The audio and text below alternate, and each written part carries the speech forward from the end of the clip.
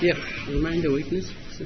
Usasengaphansi kwesifungo sokukhuluma iqiniso ngisho kodwa. Yeah, Nkosi. As the court pleases, my lord, apologies for the late start. There was an issue regarding the escort of accused number 2. Please, good morning, Mr. Ntanzi. Sawubona mnumzane Ntanzi. Yeah, Nkosi. Good morning. We paused at the stage where you were at that toll gate called Bakwena. Sime izolo lapha labo sasekuleya toll gate bakwena. Yeah, Nkosi. Yes, my lord. I just want to clarify something that was not clear. Uthi kunento efuna ukuyicacisa ebengacacanga kahle. When I put that assertion that you were assaulted near a ring road around 1522, which you have distanced yourself from, you actually on your route to Phukenyi via Moroka. That's what I wanted to clarify. Uthi into afuna ukuyicacisa ukuthi nani kade nisemgaqweni indlela eya ePhukenyi nidlule eMroka. Ngalesikhathi ezebe ethi wawukade uthe ushayiwe ngase ring road. Kahle kahle into afuna ukuyicacisa ukuthi benisemgaqweni nisuka eMoroka niya ePhukenyi. Nkosenkantolo, ngiyathemba la sengikhulume ngale ngokushawa kwami ukuthi mina ngishawele phambi kwegate lengangemuka akaze ngishawele emgwaqeni Nkosenkantolo. My lord, I believe I have mentioned a couple of times about my assault that I was assaulted next to a gate.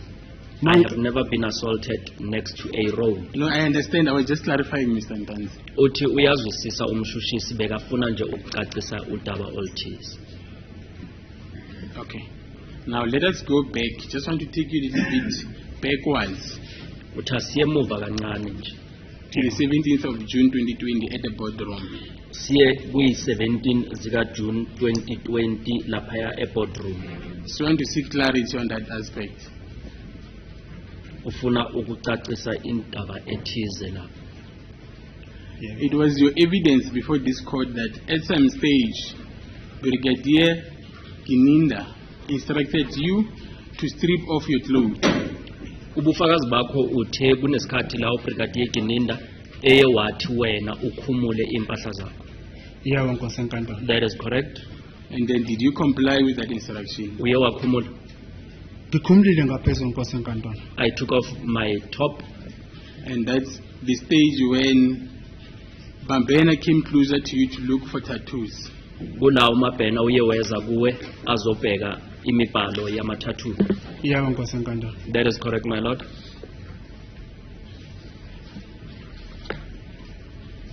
So I want to invite you to comment on the version or on your instruction that you gave to Mr. Mngomezulu on the proceedings of the 7th of November 2023 on page 17, where he said, no, my instruction is that accused number 2, he refused because on the basis that there was a woman in the presence.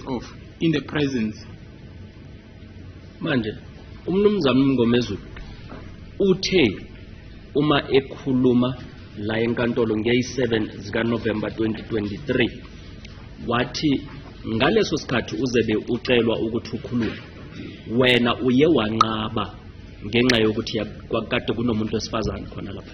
And then before you respond, so I can put this into context, Mkhane responded as follows.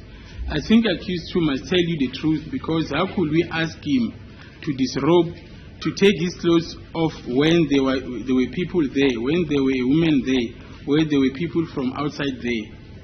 Mkhane waphendula le ndaba bekade ikhulunywa ummeli ephendule ethi umsolo wesibini kuzofuneka ukuthi akutshele iqiniso ngoba besingamcela kanjani ukuthi akhulule ukuthi bekade kunomuntu wesifazane kunomuntu wangaphandle okungasingxenye yethu lapho. Nkosenkantolo, ngicela ungaphendulele baba Mngomezulu ngoba ngimlapha nje ngizokhuluma into eyenzeka ngekhona mina. My lord, may I please not respond on what Mr. Mngomezulu had said. As I am standing here, I am here to testify on what happened whilst I was present. ngoba ubonile uGininde metha ngikhumula ukuthi ayikho lento ayifunayo amathathu nenombolo yasetsheni Nkosi enkantolo engibuza i28 angilazi ukuthi lisho ukuthini anginalo lonto le Nkosi enkantolo. Because my Lord, even Brigadier Gininda, he saw when I took off my t-shirt that I did not have even that particular tattoo, the number 28, which I also do not know what does it mean. So I want to conclude on this point without wasting time. So that refusal by you to take off your clothes never happened. Manje kusho ukuthi wena awuzange unqabe ukukhumula. Nkosi enkantolo ngoba ngemphambi kwakho angithi ngilethe into ayenzeka kimi la. Bengeke ngizila ngingazi ukuthi ngizokwenza. Ngikhuluma into ayenzeka ke mangithi nangakhumula lapha izithombe zathathiwe. My Lord, as I am standing before you, I am here to testify on what happened, and I wouldn't have been standing here if I did not do what they wanted me to do, and I am saying that I did take off my t-shirt. Okay, and as a point of departure, so you cannot testify about the refusal to disrobe. Manje wena ngeke uphane ngobufakazi ngale ndaba yokuthi wena uye wanqaba ukukhumula. Nkosi enkantolo ngiyaphinda ngithi angishongo phambi kweNkosi enkantolo mina ngowami umlomo ukuthi nginqabile ukukhumula. Ngithe mina ngigumulile ngoba ngangifuna ayibone serious lento le ukuthi azange ngafaka ithathu futhi angizange ngaboshiwe ngale nombolo ayingitshela intombolo yasejele. My Lord, I never said before you that I refused to undress, and I undressed because I wanted to prove to Brigadier Gininda that I do not have that number that he mentioned, and I have never also been arrested as it was alleged. Ngoba namhlanje Nkosi enkantolo ngingayithathu mina ngayinombolo yasejele. Because to date, my Lord, I still do not have a tattoo. I still do not have that number from the prison. Let's proceed now. Utasiqhubekeke. We'll argue that point later. Uthi uzobuya kuyo lelo daba uzolixoxa uma sekuxoxwa abashushisi nommeli. Exhibit HH, statement that was taken from you by Colonel Rapado. Siyake kubufakazi buka HH, istatement esathathwa kuwe sithathwa uColonel Rapado. It's in front of you, the original. Nayi original yakho. Yebo Nkosi enkantolo. Yes, my Lord. Can you recognize your signature on the statement Isignature yakho uyayibona as la? well as the proform? Yebo Nkosi enkantolo ngiyayibona. Yes, I can see it, my Lord. Is that your signature? Yona le isignature yakho. Yebo Nkosi enkantolo. Yes, my Lord. In the thumbprint? Bese isithupha leso sikabani. Bangibeka Nkosi enkantolo isithupha manje angazi uma yiso lesinoma ngesinye kodwa ngasibeka isithupha Nkosi enkantolo. I did place my thumbprint, my Lord. I'm not sure if this is the one or there is another one that was placed there.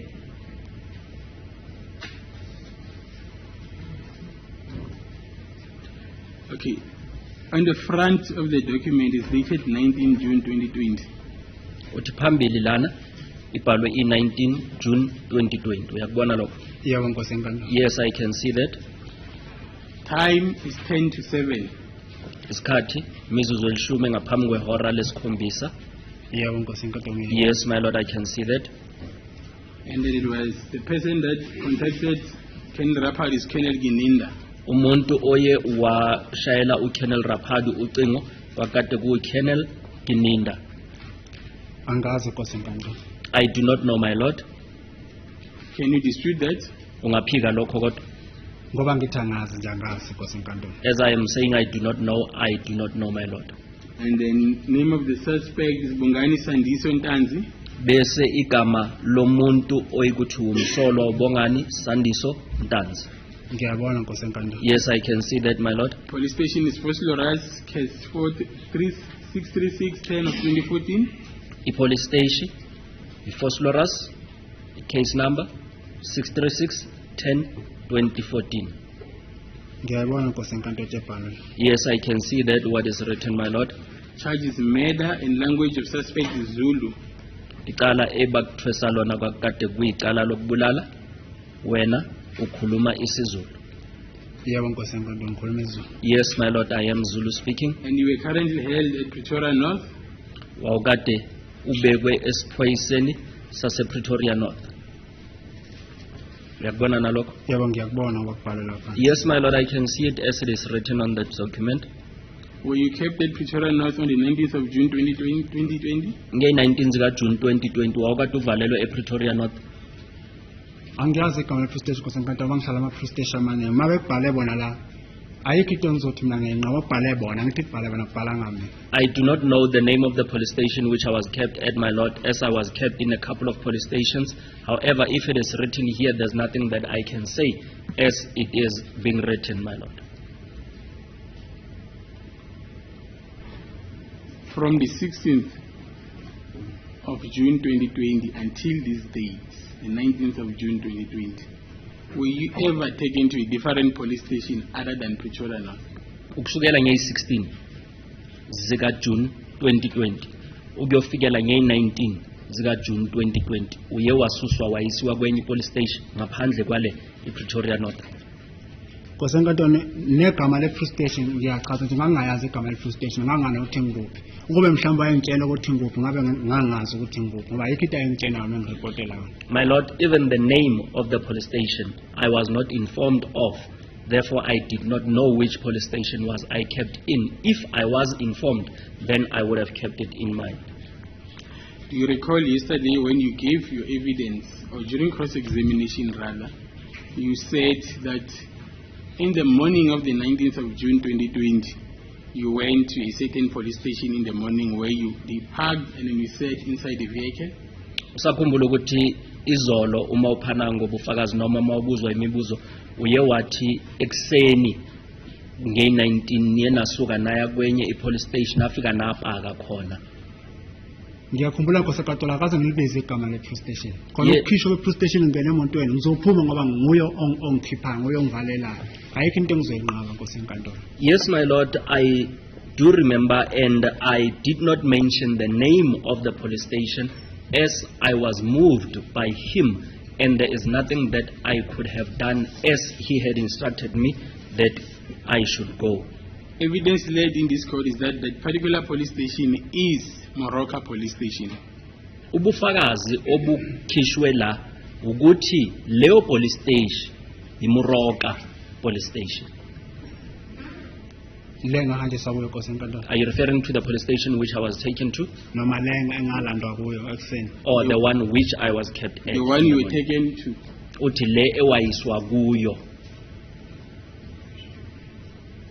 Yebo Nkosi enkantolo ngoba kusho wena. Yes. Ngizothi ngoba into oyifundayo nebhalwe phansi neleyo onolwazi la. Yes. Ngazi angiwazi ama-police station la. Nama ngeke ngiphumela enkantolo ngikhomba ukuthi ngangihlala ngeke ngiwakhona. Yes, my lord, that is what you are saying, and there is nothing I can dispute as I do not know the police stations. Even now, I cannot be able to go and point out the police stations which I stayed in. And can you confirm that on the date you were driven into that particular police station on that Toyota Fortuner, white Toyota Fortuner? Uyavuma ukuthi nangalelo langa uye wayisiwa kuleyo police station uhanjwa ngale Toyota Fortuner ebekade imhlophe. Yebo Nkosi enkantolo ngalandwa ngefortune emhlophe. Yes, my lord, I was driven with a white Toyota Fortuner. And then you confirm as well that at no stage on the 19th of June 2020 you were taken out of that particular Fortuner to another vehicle. Uyavuma futhi nokuthi akuzange kube nesikhathi la ukuthi ngalo lelo langa le 19 wasuswa kule Toyota Fortuner wayisiwa kwenye imoto. Ayamanga la Nkosi enkantolo. That is incorrect, my lord. No, you do not understand my question. I'm saying, okay, let me ask you in this way. Were you ever taken out of the Toyota Fortuner into another vehicle? Manje uthi ithabuzelo mbuzo ngalendlela. Ngalo leli langa le 19 sika June 2020 uye wakhishwa kwi Toyota Fortuner wafakwa kwenye imoto. Ngasikhathi seni Nkosi enkantolo ekseni lemina ngoba ayikho imoto engakhishwa kuyo nge-19 ngafakwa kwenye imoto. Ngalokho nje ngekwi-Fortune. At what time, my lord, are you referring to? Because there is no vehicle which I was taken into after being taken from the Toyota Fortuner on the 19th. Are you referring to in the morning, during the day, or what time? At any stage on that particular day. Uthi ngalelo langa le 19 nje nhlobo ilanga lonke. awuzange ufakwe kwenye imoto. ayizange yenzeka loo nto ngosenkantolo. I have never been moved from one vehicle to another on the 19th. Okay, now let's take it a step further now. The AVL report locates that particular vehicle from this time that is noted, or closest to this time that is noted in this document, to be at Koma Street or Makalima Street, which is Moroka police station at that time. Manje ke lobufakazi bwe AVL bona bubonisa yona le moto le ngaso lesisikhathi noma ngalesikhathi esondelene naso lesi ukuthi le moto yayikade isekoma emgaqweni obizwa ukoma noma imakhalima ukuthi lo mgwaqo loyo umgwaqo oseduze nepolice station yeMoroka. Ngosenkantolo azange ngisho mina ukuthi imoto yahamba kuleli gama lestrata amagama estrata ngiwatshena nguye mina umshushisi. Mina ngithe imoto ngangikhishwe e-police station imoto ngiyobeka lapha efika ime khona ngibone ukuthi mhlambe ngipopole ukuthi ngikuphi lapha engikhona kuphela qha into engiyikhulumela phambi kwesenkantolo. My Lord, I never mentioned any street in my testimony. The names of the streets are being mentioned by the state, and all that I have said is that whenever the motor vehicle would stop, I would then peep and see where was the motor vehicle. That's when I would have knowledge. And at that stage, you were escorted by Constable Jonathan into the office of Colonel Rapad. Uthi ke ngaleso sikhathi kulayi ukuthi wena uye wathathwa uConstable Jonathan wakuthatha wakuyisa enkantolo lika Colonel Rapad. Amanga ngosenkantolo la. That is incorrect, my Lord. Okay. Now let us proceed. Now on your version, which is not supported by anything, whether witnesses or AVL, you said you were taken to this place with ATMs, and then you could see there was a dumping at the back, and you made mention of something regarding papers. Manje ukuya ngobufakazi bakho oyikuthi abunayo into eyifakazelayo lobufakazi bakho. iAVL ayikhulumi ngabo, akunafakazi ozile ekhuluma nangabo. Wena uthi uye wayithathwa wayisiwa kwindawo ethize la kulahlwa khona izibi, la ukhulume ngabaphepha wakhuluma nangokuthi kwakade kunama ATM endawo lebo kade uyiswe kuyo. Yebo ngosenkantolo mina ngikhuluma ngento engangiyibona. Yes, my Lord, I am testifying about what I saw. Le ngangiyibona phambi kwami yenzeka mina. Ngosenkantolo ngoba ngimlapha ngizotshela inkosenkantolo into ayenzeka kimi. I saw what was happening, and as I was standing there, and even as I am testifying, I'm informing the court of what I saw. And it was your evidence that the man that you said you picked up at Chris Han Baragwanath Hospital gave you certain documentation. Wena ubufakazi bakho uthe lomlisa onimlande eChris Han Baragwana uye wakunika amaphepha athize. Ngosenkantolo ngithe amaphepha emotweni wawanikwa usayitsheni umhalibe nomabheka enenvelope. Amaphepha la anika wena la sengishawe ethi angisayine ngenkani lapha sasingathwa ngisayine khona amaphepha ngenkani ngosenkantolo. My Lord, I said he was given documents by Sergeant Mohani and Mapena. They gave him an envelope, and the documents that he gave me, it was when I was assaulted, and he said I should sign on those documents. Was it not your testimony said that the documents were handed to him by Colonel Brigadier Gininda? Wena awushongo ukuthi ubekade enikwe lamaphepha uBrigadier Gininda. Ngosenkantolo ngithe amaphepha mina wawanikwa emotweni. My Lord, Ngoba wayehleli duzane nami la. I said he was given documents inside the vehicle as he was seated next to me. Nge-envelope brown lenkulu. And he was given those documents where they were contained inside a big brown envelope. Ngoba ngihamba naye la ngemoto amaphepha yawakhipha uhambe yawafunda ukuthi ayesho ukuthini angiwazi namanje kuye. As the vehicle was driving, he was taking out those documents and reading them. I do not know what was written on those documents. So that happened in your presence. Leyo nto yenzakele ukhona. Angithi ngihleli naye ngemuva emotweni. I was sitting with him in the vehicle. Siyahamba ngemoto masuka lapho esangigibeza khona. As the motor vehicle was driving from where we took him. And it was evidence before this court that Exhibit HH was completed by Colonel Rapadu in his own handwriting. He also signed those documents. Kuthiwe uKolonel Rapadu uyena owasayina leli phepha, uyena owaligcwalisa ngesandla sakhe. Kosenkantolo angithi mina ngimazi ukuthi wayebhala ngoba ehlela phansi ehleli noduzane nobaba uGinindi. Angimazi izinto ayebhala. My Lord, I do not know what was he completing, what was he writing as he was seated there with Brigadier Gininda. Ukube mhlambe ngabona ngabe ngizoyitshela inkosi enkantolo hayi ngambone ebhala iphepha so manje mina ngilibonanga ngoba nalikuye la mina ngimi le. If perhaps I would have seen him writing on what document, I would have been able to testify that I saw him writing on this particular document. So at some stage he was talking to Brigadier Gininda. Kunesikhathi esithize la bekade yena ekhuluma noBrigadier Gininda. Kosenkantolo bafika lapho bahlala bobabili so emveni kwemoto. uGininda wahlala naye so bekhuluma uGininda wasuka weza ke bethi namanje ngisamenza angafuna ukukhuluma ukuthi ngisamenza isithutha na. My Lord, they came and sat behind the motor vehicle together facing each other, and after that Brigadier Gininda came to me and asked me, am I still making him a fool? They were sitting behind which vehicle? Bebahleli emuva kwayiphi imoto? Imoto ehamba ngobaba uGininda iBM ebehamba ngayo emhlophe ngakusho ubaba uNgozi ukuthi iBM wayehamba ngayo. Brigadier Gininda was driving a BMW white in color. Kodwa yengadrive ngokwena waphuma eceleni lapha ijika imoto edriver umama umholi. However, he was not driving. The vehicle was driven by Sergeant Mohola. At what stage did the Colonel Rapadu get into the vehicle? Colonel What Rapadu. time? At what time, in fact? Colonel Rapadu yena ungene ngasiphi isikhathi emotweni?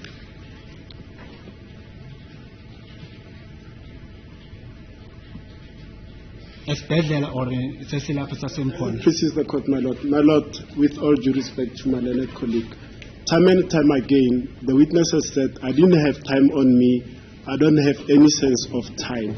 And this question overly repeated over and over and over, as the court pleases, my lord. My lord, the witness can simply say, was it in the morning or it was in the afternoon?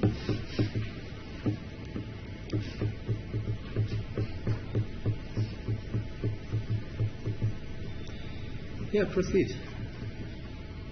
Uthi ke umshushisi Colonel Rapadu ungene nini emotweni? Akasho ukuthi uchaze isikhathi esithize, uthi ungasho ukuthi bekusemini noma bekuhlwile noma bekusekuseni. Mina phambi kosenkantolo ngisho ubaba uRapata azange ngambone ekuseni mina. Ngimbone emini lapho egibela imoto apho samthatha khona seza naye lapho imoto ehamba khona engazekiwa kuphi. My Lord, I have testified that I did not see Colonel Rapadu in the morning. I saw him during the day when he came into the vehicle and we drove off. Did at any stage, when you were in that place, return Orlando at the gate, Lieutenant Colonel Rapadu talk to you? Ngalesikhathi nilaphayana kule ndawo ebekade ibhalwe Orlando egate. Sikhona isikhathi la ukuthi uLieutenant Colonel Rapadu uye wakhuluma nawe. Angizange ngikhulume naye nkosenkantolo wazokhuluma nami ngoba phela wayephethe yonke into yami azange ngibuze nini nkosenkantolo. There is nothing that he had spoken to me. What was he going to speak to me about, as he had everything that pertained to me? So you are saying this pro forma, as well as the statement, is something that the police came with ready prepared. Manje ufuna ukuthi lencwadi nestatement esiphakathi into ekuthi amaphoyisa beze seyibhaliwe. Kosenkantolo mabehleli phansi angibazi ukuthi benzani mina. My Lapho Lord, behleli khona. as they were seated down, I do not know what were they doing where they were sitting. Ukuthi babebhala babengabhala angibazi. Mina lento le angidibani nayo kosenkantolo ngeyabo. Whether they were writing or not, I am not part of it. This document belongs to them. Okwami kuphela la isignature esikhathi ngishawa. Leyo impendulo engiphendula phambi kosenkantolo. The only thing that belongs to me here, my Lord, it's a signature when I was being assaulted. That's all I am saying in front of this court. So you've got nothing to do with the contents of this document. Wena loko kubhalwe la awuhlangani lutho na. Angihlangani Nkosi enkantolo nakho. Yes, my Lord, I have nothing to do with what is written in this document. Ngoba kube mhlambe kwenziwayo ngishina phambi Nkosi enkantolo ukuthi la ngabe uzocela istatement sezulu izulu ngiyakwazi ukusibhala.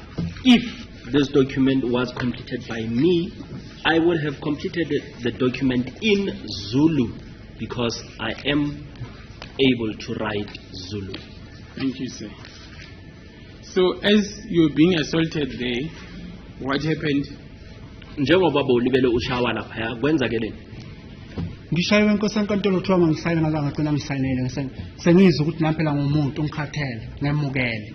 I got assaulted, my Lord, until I gave up and saw that indeed I have to sign, as I have already given up and I was now tired of being assaulted.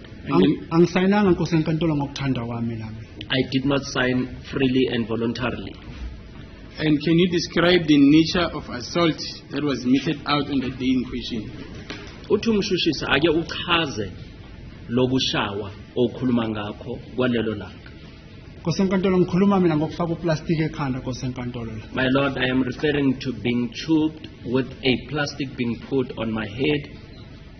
Ngoba babe ngibambile ngapha izandla ngapho ubaba uButhelezi nalo nomunye ngingalazi igama lakho emhlophe. As Mr. Buthelezi and the other white gentleman held my hands from the back.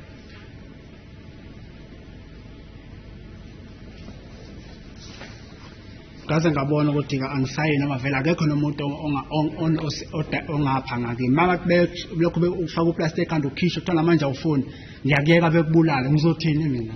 And my Lord, that's when I realized that I need to sign as I have been assaulted, and a plastic would be placed in my head and taken off, and then I would be asked, are you signing or not, or whether you want them to assault you to death. What was I supposed to do? I then realized that I need to sign, my Lord. So all these arrangements, from taking a detour to Fosloras to that particular place just for you to put a signature on that document. Manje ukulibele yonke lendawo la ukube kade kusukwa khona kusukwa kuyisiwa eFosloras bese naqhezuka emgaqweni niya laphayana ngasesibhedlela nje ukuthi wena uyosayina kwakade kuhanjwa yonke leyo ndlela ukuthi wena uyosayina. Nkosi enkantolo nakho kwenzekile ngithi. My Lord, that's what happened. Nawo ngisho namanye Nkosi enkantolo tokwami signature la okwami ngenkani ngeforce ube ngiforce ukuthi angisayinela kube mina engangiforce Nkosi enkantolo namanje ngisho phambi kwakho ngangeke ngisayinele lento le. And my Lord, all that happened from me, it's for me to sign. If I was not forced to sign, I was not going to sign, my Lord. Okay. Said you were choked. What else was done to you? Uthe ufakwe uplastic wachupiwa yini enye into ebakwenze yona? Nkosi enkantolo ngathi mangifaka uplastic la bengibambe ngakho ngizama ukuphunyuka ngithi bayangibamba straight bangipressa so. My Lord, as they have put a plastic on me and they have grabbed me with my hands, I was trying to get off the grip. Ingakho ngiyaqala mangingena apha eboxini ngitshela Nkosi enkantolo lento yenzeka kimi angimfisele omunye umuntu ibhlungu manje enhlizweni yami. And my Lord, that is why even when I started testifying, I said what happened to me, I would not wish that it happened to anyone. That thing is painful. Ingakho ngize ngakhipha namagama ukuthi uNkulunkulu ababusise. And that is why I even uttered the words that may God bless them. Okay, it's fine, I heard you. Uthi kulungile ukuzwile. So all this was happening in the presence of Colonel Rapadu. Konke lokhu kwenzakele uKolonel Rapadu ekhona. Ukhona ngithi iphoyisa elikhulu ngizothini mina ukhona. Yes, he was present as he was one of the senior police officers. And then who approached you for a signature? Ubani oze kuwe wathi usign?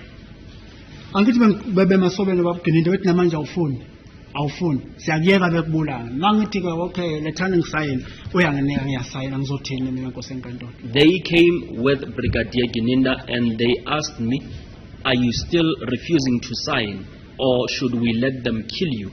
And they brought the document with a pen and I opted to sign.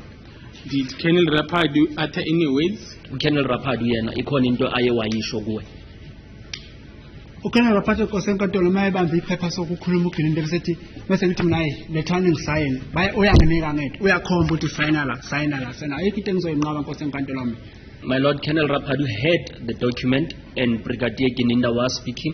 When I said, bring the document, let me sign, he gave me and he paged through and showed me where to sign. Was that his only involvement in regarding this document? Yona yodwa into ayenzile uKolonel Raphadu ukuthi akunike incwadi ukuthi sign la. Njengoba ngisho inkosi enkantolo kunjalo ngidini. As I am stating it, my Lord, that's how it happened. Nothing else. Ayikho enye into aye wayenza yena. Azange ngibuze nini inkosi enkantolo. He never asked me. Ngisho igama lami akazange ngibuze. He never asked me even a single question, even my name. He never asked. Ngoba iID yami ayephethe ngimbone ephethe nephepha so. What I saw is that he was in possession of my ID document, together with the document that he had. No other words he uttered. Akazange akhulume elinye igama. Inkosi enkantolo noma mhlambe kukhona khuma nami ngumuntu ngiyakhohlwa kodwa yena izinto ezingazikho angibuza zona ngaleli phepha mina inkosi enkantolo. My Lord, even if there are words that he might have uttered, I am a person, I forget. Perhaps I might have forgotten. However, a lot of things he never asked me pertaining to this document. So a lot of things he did not ask you pertaining that document. Uthi okuningi akazange akubuze mayelana naleli phepha. Ngithi inkosi enkantolo mina namanje angidibani naleli phepha leli phambi kwenkosi enkantolo. Okwami la ile signature ngayisayina ngenkani. Ngiyayivuma ngeyami ngayisayina ngenkani. Angisayinanga ngoba ngithanda. My Lord, I am still maintaining that a lot of these things I do not know, and what I am confidently agreeing to, it's my signature. I agree that this is my signature. However, I was forced to sign here. When you were being assaulted, did Colonel Raphadu say anything Ngalesikhathi to ulibele the ushawa. police officers? Ngalesikhathi ushawa. uKolonel Raphadu ikhona into aye. He's already answered to say he may have uttered certain things, but I'm human, I forgot. Asked and answered, my Lord. That's the court pieces. I'm arriving at a certain point. Can I not be distracted, my Lord?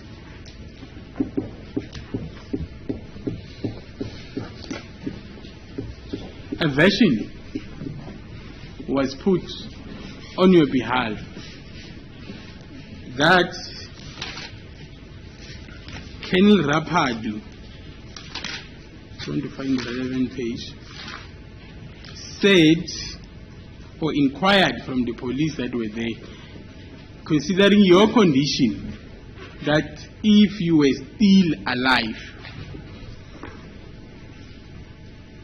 uthi ke ummeli wakho uye wakhuluma etshela omunye wofakazi ukuthi uKolonel Raphadu uye wathi kumaphoyisa uma bekubheka ukuthi usaphila na.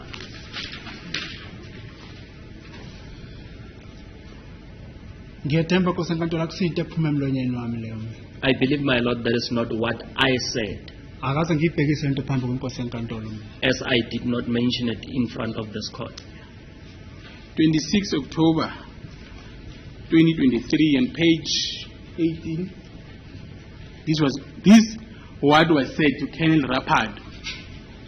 Nge-26 zika October nyakenye nayi into eyakhulunywa kuye uKolonel Raphadu. 16 to paragraph line 16 to 20. So, and I quote, quoting Mr. Mngomezulu. So the torturing, the tubing, the assaulting of the accused carried on until you were sorry and you told the police officers that were around, after seeing the condition of the accused, you asked them, is he still alive? And Mr. Mngomezulu proceeded to say, that is the question you asked. Uthi ke ummeli wakho uye wathi kuKennel Rapado kusho ukuthi ukushawa ukuhlukunyezwa nokuthubhiwa kwakamsolo kuye kwaqhubeka kufikela wena Kennel Rapado uze umbona waze wabuza ukuthi usaphila nalo muntu olibele eshawa. Nkosi enkantolo angeke ngikwazi ukuphendula babamngomezulu la lapha eboxini. Ngiyathemba mina into engikhulumile into ephuma emlonyeni wami phambi kwenkosi enkantolo. Azange ngithi babamngomezulu ubuza ubaba uRapado ukuthi cha ngeke ngikwazi ukuyiphendula inkosi enkantolo. My Lord, I would not be able to respond on behalf of what Mr. Mngomezulu had said. I believe what I have testified on is what comes from me, and I did not mention anything with regards to Mr. Mngomezulu. But did you hear this particular part of evidence when it was put to Colonel Rapado? Kodwa ubuzwile lobo bufakazi ngalesikhathi butshelwa uKennel Rapado. Nkosi enkantolo ngiphinde nayizola ngasho la ukuthi mangihleli lapha ziningi izinto ezikhuluma enkantolo nami ngumuntu. My Lord, as I have stated yesterday, that whilst I am seated on the accused dock, there are a lot of things that are spoken, and I am also human. Ubaba uMngomezulu uzokhuluma nenkosi enkantolo. Mr. Mngomezulu is the one that would argue with the court on what he had said. But you understand the impact of asking this question to the witness, meaning you are beaten to a stage where one has to ask whether you are still alive. Do you understand? Kodwa uyazwisisa na ukuthi lo mbuzo obekade ubuzwa ufakazi wona wawukade uthini, okuchaza ukuthi ushawe ngendlela ebeyikuthi umuntu bekwamele azibuza ukuthi lo muntu usaphila na. Ngithi namanje inkosi enkantolo ngeke ngikwazi ukuphendula ubaba uMngomezulu ngoba namanje inkosi enkantolo ukube la khona ijini lengangiqokile. Inkosi enkantolo bengeke ithande ngendlela ejini leyo engcole ngayo. My Lord, as I am stating, I would not be able to respond on what Mr. Mngomezulu had said. However, if the court could see the jean that I was wearing, the court would not like it. Neqathulo ezayigcwele idasi mangathiwa nje sekhona mangathiwa ngangayikhipha ngayivela inkosi enkantolo wabayithathanga. And even the shoes that I was wearing, the dust that was on those shoes, if I would have been able to show them the court would not also like that. Ingakho ngiphambi inkosi enkantolo ukuthi ngilapha inhliziyo yami ibuhlungu inkosi enkantolo lokho kama namanje alifuna emlonyeni wami ngeke liphele ngoba ngimi lapha nje inhliziyo yami ibuhlungu ngendlela ngangihlukunyezwa ngayo. And my Lord, that is why I keep on mentioning that my heart is broken because of the way I was treated and assaulted. So you see, with that version, I then put it to you that what you are telling this court is improbable. It did not happen. You are just making up a story. Uthi umshushisi uyakutshela ukuthi lento oyishoyo ayikwazeki ukuthi ingayenzeka. Ayenzekanga futhi wena uyaziqambela. Inkosi enkantolo yenzeka lento engikhuluma ngayo inkosi enkantolo ngoba ngilapha phambi kwakho la. Yena wayengekho yena ukhuluma ngamaphepha waphethe wayengekho yena la esasikhona thina. My Lord, what I am testifying on indeed happened, and the state was not present. The state is just speaking as they are in possession of exhibits. And I am qualifying which I am telling you now, because the AVL system does not locate that particular motor vehicle that you were transported in on that particular day. Ukuthi into eyenza ukuthi ayisho leyo nto ngesibindi ukuthi ayenzeka ingoba iAVL akukho la ibeka le moto ebukade uhanjiswa ngayo kule ndawo ewichazayo. Inkosi enkantolo namanje ngiyaphinda la ngithi mina ngeke ngiphendulele into engayazi le akhuluma ngayo umshushisi ngeke ngize ngiyiphendulele. Ngani ngoba mhlawumbe kube nginolwazi la ngizoyitshela inkosi enkantolo ukuthi hayi kukanje manje angazi ngalento engikhulumela yona. My Lord, I repeat, I would not be able to respond on what I do not know. As the state is referring to the AVL, I do not know anything about it.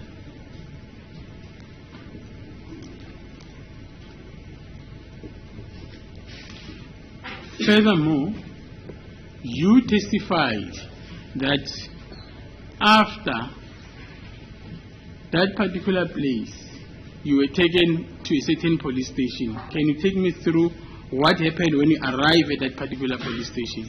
Wena ke uye waqhubeka wathi uma uqeda ukushawa kuleyo ndawo uye wayisiwa kuleyo police station. Uthi umshushisi akumchazisele ke ukuthi kuleyo police station kwenzakeleni. Kuleyo police station Nkosi enkantolo masingena phakathi sifike sama. At that police station, my lord, when we got inside, we stopped. Ngehla ngajika ngapha nomhane. I alighted the motor vehicle and went the other direction with Mukhani. Mafuna ngabe siyathi kwaqhamuka lo yena ubaba lo ngamazi uqhamuka kuphi manje ngoba ngembonanga engena mina. And whilst we were in that place, then this particular gentleman came and I did not see where he came from. Ngajika sabela phambi kwemoto elifortune lapha engasitubhela bakhona amaphepha la bathiwa ngesitubha ngakhona. And that is when we went back to the Fortuna, and that's when I was asked that I did not put in my fingerprint on. So you do not know the contents of this document? Okuchaza ukuthi izinto ezibhalwe kule ncwadi wena awuzazi. Namanje Nkosi enkantolo ngithi angidibane nazo mina. I still maintain that I am not part of this document. And this document is not the only document that you signed Nangokho le from the time ncwadi you were arrested up until this date. kungasiyona yodwa incwadi ewayisayinda kusukela lesikhathi uzuboshwa kufikela lelanga leli uzusayina. Sicela ngithinde. Uthi umshushisi le ncwadi akusiyona yodwa ewayisayina kusukela lelanga uboshwa kufikela leli langa uzebe usayina le. Nkosi enkantolo ngithi mina zikhona izinto engisayine ngenkani. Angazi ukukhuluma ngaziphi umshushisi phambi kwenkosi enkantolo. My lord, there are certain documents which I was forced to sign. Therefore, I do not know which document is the state referring to. And then when you signed those many documents that I'm referring to now, were you assaulted? Manje nalawa amanye amaphepha amaningi la uwasayinile. So sorry, my lord. For clarification, perhaps the question on the grounds of vagueness, if my learned colleague can specify those other documents that he says my client signed without or with being assaulted, as the court pleases. I presented to you yesterday a notice of rights that you were given at Pretoria North. You identified the signature. You said you did sign that particular document. Manje umshushisi ufuna ukwazi ukuthi nawo lawa wonke amaphepha awasayinile wawukade ushayiwe na uphakama ummeli uthi ukhuluma ngamaphi amaphepha. Umshushisi uthi izolo ukunikele yancwadi le ebekade ikhuluma ngamalungelo le besiyiphethela le uthe uye wayisayina. Ufuna ukwazi nayo ukuthi ushayiwe na ngalesikhathi uzebe uyisayina. Phambi kwenkosi enkantolo akaze ngithi ngishayiwe ngisayina incwadi ngasikhuluma nganayo incwadi esikhuluma ngenkosi enkantolo. Before this court, I never said I was assaulted when I signed the notice of right. I am now referring to this document that is in front of me, my lord. And so why was it necessary for them to assault you just to sign this document that you don't even know the contents? Manje kungani kwakusemqoka ukuthi bakushaye ukuze usayine leli phepha eungazi nokuthi libhalweni? Nkosi enkantolo lo mbuzo ngongcono ububheka kumnikazi yelo yentshe angisayine lapha mina. My lord, I believe that question would have been fair if it was posed to the person who said I should sign. I mean, without you being assaulted, this document could have just been presented to you and then you put your signature there without being assaulted. Uthi nangaphandle kokuthi ushawe le ncwadi kube bavele bakunika yona bathi usayine bangakushayanga.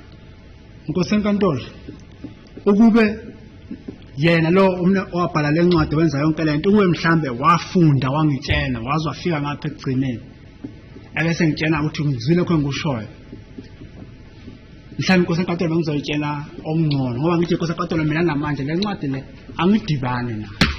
My lord, if the author of this document would have read this document to me and asked me if I understood everything that was contained in the document, then maybe today we would have been speaking something different. See, but now my you're- lord, yes. I am still maintaining that I am not part of this document.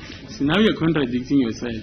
If that document was read back to you first and then you refused to sign, then I will agree with you. Then you were assaulted just to sign. But it was never read. You don't know what was contained in that document? Uthi ke umshushisi uyabona ke manje usukhuluma into ehlukile. Uma ingabe lencwadi uthi uma ingabe lencwadi bebakufundele yona wena bese awuvumi ukusayina bese ke bayakushaya ubekazozwisisa yena ukuthi sebakushayela ukuthi bakufundele wazwisisa kodwa awusafuna ukusayina manje uthi wena awufuni ukusayina nangokho bangakufundela ngayo. Kosenkantolo namanje ngiyaphinda mina ngale ncwadi ayikho into engihlanganisayo inomnikaziyo okuyena bambuza ngayo mina ngidibana nale ncwadi. My Lord, I repeat that I am not part of this document as there is no one who has read it to me. There is a person who wrote this document who is the one that knows about this document. Okay. Were all the pages of that document signed in that place that you have nicknamed Orlando? Manje wonke ama-page wale ncwadi asayinwe kule ndawo la uthe kuse Orlando. Ngithi kosenkantolo kukhona amaphepha ekuthiwa angiwasayinanga ngahamba ngawasayinela phala ngasidubha khona. My Lord, there are certain documents which I was informed that I did not sign, and that's when I had signed where my thumbprints were taken. Kule police station bangibeka kuyo nkosenkantolo. At the police station which I was placed at. I'm not sure if I did ask you this question, but I'll ask you for the sake of completeness. And then when you were eventually taken to that police station to complete the signing of the document, I'm correct to say there were no assaults there? Uthi ke ufuna ukwazi umshushisi ukuthi ngalesikhathi beze bekuyisa kule police station labo kade uyoqhubeka uyoqedelela ukusayina abazange bakushayela. Wayezongishayela enkosenkantolo ngoba sengiwasayinela amanye akuthiwa kushoda. Angwazi na short item ngathiwa kushoda khona ngingawasayinanga ayezongishayela ukuthi avele useyenza intando yakhe. Why was I going to be assaulted, my Lord? Because they had said there are certain documents which I did not sign and they had already done their will. Therefore, why was it going to be necessary for them to assault me again? Just lastly on that aspect, in that area, was Sergeant Mukhola present there as well? Uthi ke okugcina ngayo leyo ndaba kuleyo ndawo uSergeant Mukhola naye wayekade ilibele ekhona lapho. Kosenkantolo ngichazile ukuthi masuka lapha angibabonanga ukuthi abanye baya kuphi mina. My Lord, I have explained that when we left that place I did not see where others went to. Ngoba kwayena ubaba lo ngangigibela emotweni la kwiFortune angibangisahamba na kwenye ukuya lapha sasiyakhona. Because the same gentleman whom I was with in a Fortuna, I did not proceed with him. Ngizombona futhi ekuthiwa hayi sayinana kunamaphepha engingawasayinanga sengingazi uqhamukaphi khona ukuthi wahamba ngani waya kuphi angimazi Nkosenkantolo. I only saw him when we were at that corner when he appeared and I was informed that there were some documents which I did not sign. So are you now, I'm moving to another aspect of my questioning. Are you now saying the man that got into that Fortuna that you met later on in the evening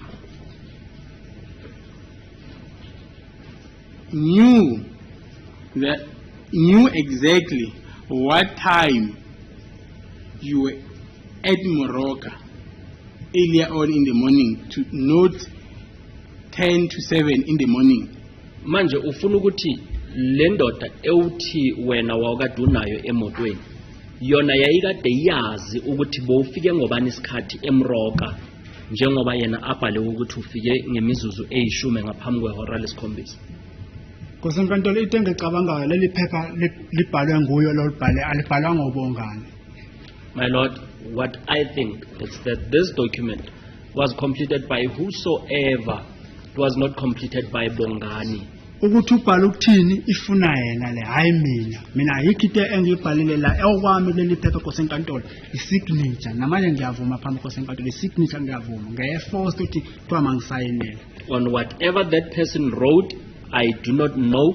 What I know and confirm, it's a signature that I was forced to sign, my Lord. We'll proceed. They will argue that point at a later stage. Let's proceed now. Now take this court through to the stage where you were at that Bakwena toll gates. Uthi ke lokhu sizoqhubeka ngakho mase sebayidingida bona njengabameli ake uthathe inkantolo ke uma senilaphaya kuleya toll gate yebakwena. Kusenkantolo masifika kwi-toll gate siphuma ngefortune. Iphume ngapha imoto leyo ehamba sayitshena umkhana.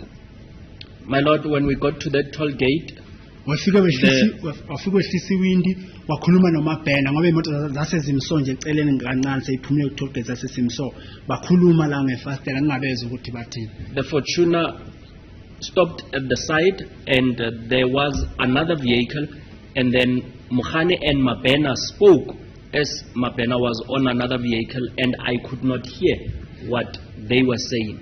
Emveni ngalokho nkusenkantolo imoto yahamba yaze yangena ku-fuel station le eRustenburg. And then after that, the motor vehicle drove off until they went to the police station in Rustenburg. I just want to clarify now. I'm not sure whether it was the interpretation thereof or is what you said. Was Mabena talking to Mukhane, or Mabena was talking to someone else in the other vehicle? Manje akucacisela uthi akazi ukuthi yimina otolike ngenye indlela noma uMabena wayekade ekhuluma noMukhane noma uMabena wayekade ekhuluma nomunye umuntu. Kusenkantolo imoto mazini kanje umkhana ngithi ngapha wa right. My Kule lord, ngapha imoto lo odrive imoto ngapha sayitshena umhola ngithi kule moto yabahamba ngayo. So maye ukhuluma uhlisa ifastela awuthi wehlile emotweni ukhuluma uvele ngefastela bayakhuluma so. my lord, as the motor vehicles they were parked adjacent to each other, as Mukhane was speaking to Sergeant Mukhola, who was in another vehicle, the window had been taken down, and it's not like he had alighted the motor vehicle. I wanted clarity on that. Uthi bekafuna ukucaciselwa yona le ndaba. Yes, and then the car arrived at the police station. Which police station is that? Imoto yafika ke e-police station. Ukhuluma ngayiphi police station? Sikhuluma nge-police station yasePhukeng kusenkantolo. We are referring to the Phukeng police station. And then what happened there? Kwayenzakalani lapho? Masifika lapha safika sangena ngaphakathi nabo sonke. We all went inside the police station. Hayi ema-ofisini ngaphakathi egeyithini ngapha kuma-parking. Not yet in the offices, but we were now inside the premises of the police station by the gate. Baphuma usayitsheni uMabhena nosayitsheni umkhane baya kule moto le baphuma bakuze ngibone nalo muntu lo ogqoka ama-crash band. And then Sergeant Mabena and Sergeant Mukhane also went out of our vehicle and they went to that other car, and that's when I saw this other particular person. Bakhuluma ke lapha phandle bekhulumela phakathi kwakhe khona imoto. Emveni ngalokho wehla usayitsheni umkhane wahamba straight wakwangela lapho kwakugcwele khona amaphoyisa ngaphakathi lapha ePhukeng. They then spoke, and after that Sergeant Mukhane went straight into the police station where there were other police officers in Phukeng. Ukuthi wayethini kuwangazi. I do not know what was he saying to other police officers. My lord, will be the perfect time to take the 15 minutes break? I see 11:27. Okay, 15 minutes back.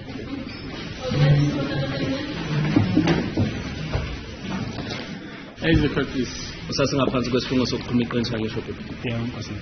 Understood. Right. Okay, Mr. Ntanzi, you'll forgive me. We'll have to go back just a little bit at that place near the ATMs. There's something that was said. I don't know whether it was your evidence or it is the manner in which it was translated. Uthi umshushisi sibuyele emuva lapha kule ndawo yama-ATM akazi ukuthi mhlawumbe ubufakazi ophana ngabo noma yilento ebengikade ngimtolikele yona.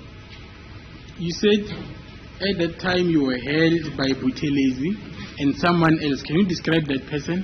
Uthe bokade ubanjwe uButhelezi nomunye ake umchaze lo omunye lo okhuluma ngaye. Ngishilo nkosenkantolo ukuthi wayenomzimba yizo ngeke ngimbona ebusweni ngoba wayefake imask la ngeke ngikwazi ukumbona la ebusweni. The particular person had a big body, however I could not see him on the face as he had a mask. Because what I heard when I asked you this question, it was a white gentleman. So I Ngoba wanted it to be clarified. uma ngisho na umshushisi uthi uzwe kanjalo naye ukuthi uthe umuntu wayekade emhlophe. Nkosenkantolo kune-mask le eveza amehlo la lengathi iphelela so esikwa so. Uyambona umuntu lama emhlophe uthi ayilo mhlophe la mawumbuka la usevela khona la. My lord, there is that particular mask that shows only the eyes, and when you look right through towards the eye, you would be able to see that the particular person was white. I wanted clarity on that. I thought maybe it was lost in translation, but it's fine. Let's proceed. Uthi bekafuna ukucaciselwa khona lapho bekacanga ukuthi mhlawumbe ilahleke ngalesikhathi ngizobe ngiyitolika. Yebo Nkosi enkantolo. Yes, my lord. So, whilst you were still there, when you were held by that gentleman you've described, and as well as Buthelezi, were you still in cuffs? Ngalesikhathi ubanjwe yilomlisa lo othi wayebambe noButhelezi. Bowusafaswe izankosi. Nkosi enkantolo ngangifaswe sona izandla zami na. Azange ngathi ngifaswe sona. Sifaswa ngemuva izandla zami. I was still in cuffs and the hands were at the back, my lord. I never said I was cuffed from the front. And then when you were made to sign those documents, were the cuffs taken off at some stage? Ngalesikhathi bathi usayine ke amaphepha lezankosi ziye zakhululwa. Wakhiphe C1 Nkosi enkantolo sakwa right. One of the cuffs were removed, especially the one which was on the right hand side. Okay, fine. I just want to make sure that I ask you this question. Fingerprints, were they taken there at Orlando near those ATMs? Manje uthi isithupha sithathwe laphaya khona eOrlando la bekade kunalama ATM. Nkosi enkantolo ngisithatha isithupha khona Orlando ngoba babephethe lento le. Khona lento babephethe encane le la wafika ayivula khona kwathiwa ngesituphe songibekele. Yes, my lord, it was taken in Orlando because that ink print was there in Orlando and they said I must put my fingerprint, and then that's when I had placed it. Who was in possession of that particular item you're referring to? Ubani lo bekade eyiphethe lento le ebathe ubeke isithupha kuyo.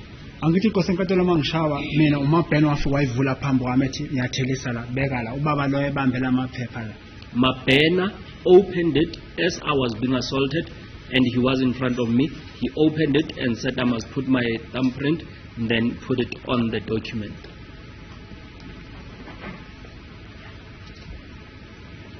So, lastly, the AVL indicates that the vehicle, the Toyota Fortuner, returned to Moroka police station at around 1616. Manje, ubufakazi lo be AVL bubonisa ukuthi imoto le ya Toyota Fortuner ibuyele emuva eMoroka isikhathi uma kukade kuyimizuzu e16 ngemva kwehora lesine. Nkosi enkantolo mina isikhathi ngangenaso Nkosi enkantolo. Ngeke ngikwazi ukuphawula ngesikhathi. I did not have a watch, my lord. I would not be able to comment on the time. But can you comment on whether the assault did take place before this time? Mhlawumbe ungakwazi ukuphawula ukuthi ushawe ngaphambi kwalesi sikhathi na? Isikhathi ngangenaso Nkosi enkantolo. I did not have a Uma watch. mhlawumbe my isikhathi lord. ngisiphethe Nkosi enkantolo ngizoyitshela into engcono. If I had a watch, I would be able to give a better version. Let's proceed now to the stage where you're at cooking. Asiqhubeke ke siye lapho kade usephukeni. Yebo Nkosi enkantolo. Yes, my lord. Then it was a stage where Mokhane went in to speak to some police officials. Ula ubekade uthe umkhana uye wangena wakhuluma namanye amaphoyisa. Yebo Nkosi enkantolo ungenile ngaphakathi ubaba uMhane waphinde ke waphuma de khona namaphoyisa waphuma weza la kuba ugende babemkhona phandle. Yes, my lord. Mr. Mokhane went in and spoke to certain police officers, and then he came back and spoke to Mr. Gininda as we were outside. Emva ngalokho Nkosi enkantolo kwangenewe emotweni. And after that, they went into the vehicles. Ngayibona imoto zihamba ngoba ngangatshenanga ukuthi kiwe endlini but ngayibona imoto isijika isingena phakathi elokishini mayihamba iphuma endleleni lebheka kunenye indawo ethiwa iLuka. And the vehicles drove off. I was not told that we were going to my place of residence, but I saw the motor vehicle going into the township, and there is a place called Lika. Yangena Nkosi enkantolo ngendlela lestrada esesibheka endlini yami phevile lebheka estrada bahamba khona amateksi ngasendlini yami. And the motor vehicle went into the street which was going towards my place of residence. Kodwa mina angifikanga ngasendlini ngoba imoto bayimisa la kunestrade esehlayo esibheke ezathi usibheke esiporo kunesiporo bohamba khona itrain ethatha isitofu semayini. However, my Lord, I did not get to the house. There is a certain street which goes towards the railway lane, and then the motor vehicles were stopped there. Masifika lapho inkosi enkantolo behla ke bahamba ngangibabuka mabehamba ngangibabona phela lapha kunama light lamade ngangibabuma behamba bebheka le ngapha engihlala ngakhona. And when we got there, my Lord, I saw them walking as there are Apollo lights. Ukuthi yini eyenzeka ke ejardini angazi inkosi enkantolo. I do not know what happened in the yard, my Lord. Ngoba wabuya umkhali mina sebebuya sengitshena ukuthi hayi sithola nakho endlini yakhe akaze ngubone ngamehlo ngoplastic omnyama enakhona eyithiki ukuthi sithola nakho endlini yami akaze ngubone lo nto leyo manje. And he then came back, Mukhani, having a black plastic in his hand, and he shook it, my Lord, saying to me, "This is what we have found in your house," and I did not see what was in that black plastic. Mabeqedela inkosi enkantolo baphinde kwangeniwe emontweni kwabuyela emuva police station. And after that, my Lord, they went into the vehicles and went back to the police station.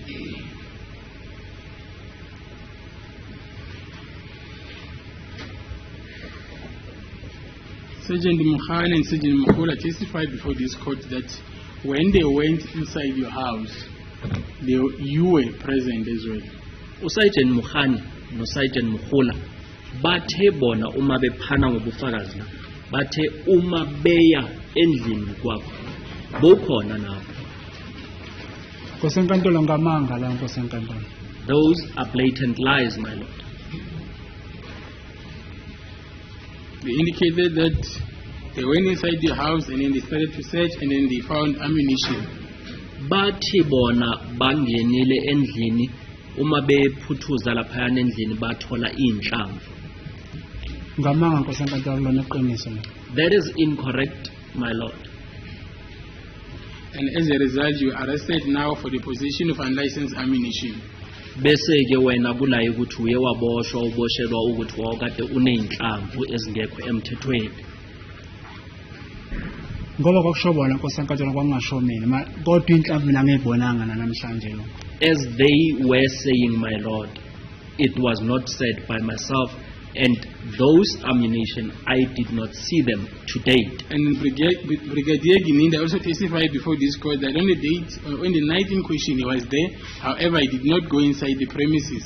uBrigadier Gininda naye uthe ngalolo suku wayekade ekhona kodwa akazange angene endlini. Angimazi endlini inkosi enkantolo kwangena angithi mina ngishiye emotweni uhambile yena nalabo hamba nabo umabhena noSergeant Mkhula noMkhani nalo baba amaClass band ukuthi endlini bangena labangena ngamina ngazi.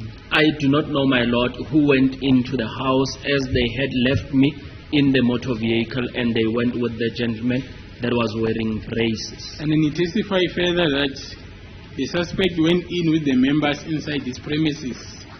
Uthi ke yena uye washo ukuthi umsolwa uhambe nabo endlini. Amanga inkosi enkantolo. That's a lie, my Lord. And then now you are arrested. You are taken back to that police station. Can you tell the court what happened when you arrived at Phukengi police station? Manje ke soboshiwe ke wabuyiselwa khona epolice station yasePhukengi ake usichazisele ukuthi kuye kwayenzakalani.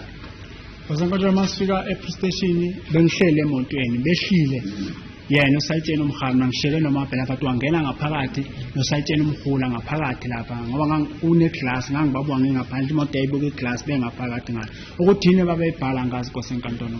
My Lord, we went back to the police station, and when we arrived, then Sergeant Mkhula and Sergeant Mukhani went out of the vehicles and they proceeded into the police station. There is a glass there and I saw them. I do not know what were they writing.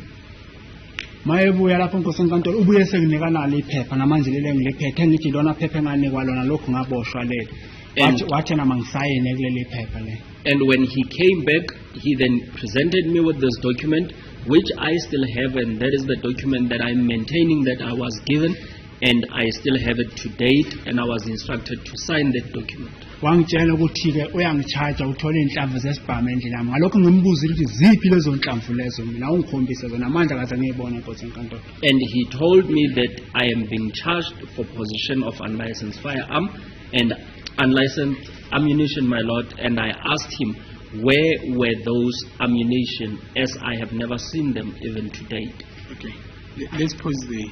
When they went to your premises, did they tell you what were they looking for? Manje uma beya laphaya kuwe endlini baye bakutshela ukuthi bebafuna. Akazange bangitshela Nkosi enkantolo. No, they did not tell me, my lord. They did not mention that they were looking for a hoodie.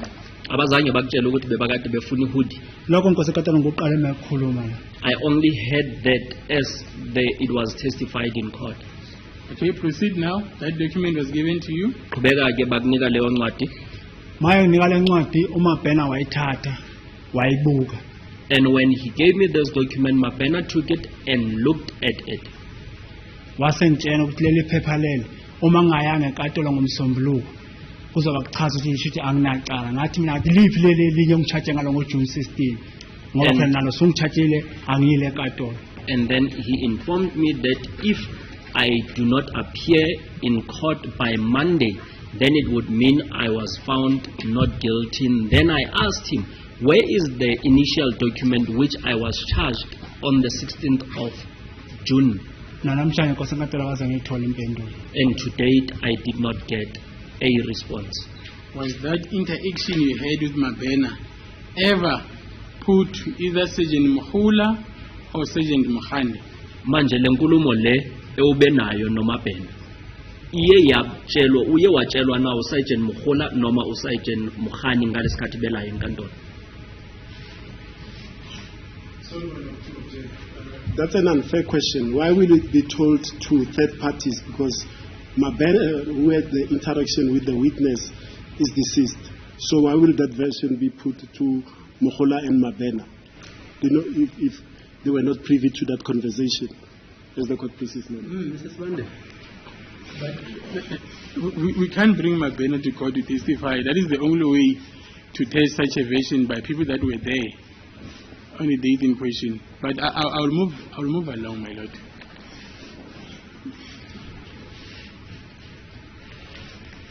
Yes. Did he explain the contents of that document to you? Uye wachazisela ukuthi leyo ncwadi le bakunike yona ithini. Angithi Nkosi enkantolo umuntu mayephethe incwadi so ethi uma kuphela angisazi ukuthi makuphela isikhathi esingakanani ungayile enkantolo kwaComputer unaqala kusho yena utshena mina ngithi incwadi iphethwe nguwe. Ngisilunga ngisazi Nkosi enkantolo. As he was in possession of that document, he had told me, I just could not remember. I just cannot remember how long did he specify that if I do not appear before a magistrate, then it would mean I am not guilty. As he had the document and it was written in English and I do not know English, my lord. So before you place your signature on that document, you did well by informing me that you do not understand English.